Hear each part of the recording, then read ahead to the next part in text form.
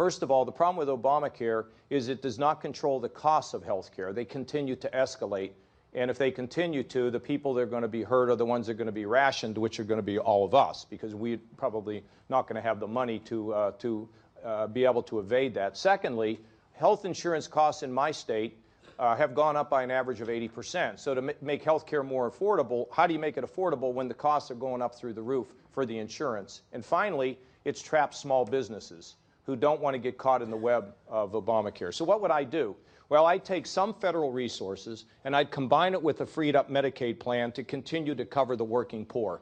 We can't eliminate this and have, tens of millions of Americans without health insurance. And by the way, if I'm president, a pre-existing condition will never be acceptable to denying you health insurance. That is un-American to take people off because they got sick. That's just a ripoff. But here's the larger plan, and we're actually doing this in our state, and I would like to take it nationally. You see, we don't know how our hospitals really do and what their costs are, and we really don't know how our doctors do or what their costs are. It's easier to interpret the Dead Sea Scrolls than it is a hospital bill. Did you ever figure that out? So what we want to do is total transparency. How's a hospital do? What's its quality? What's its readmission rate? What's its infection rate? And by the way, with physicians, you say you're good. What's the quality? What's the cost? And what we're doing is we're releasing all this information. We know some charge a lot. We know some charge less, and right here is the midpoint.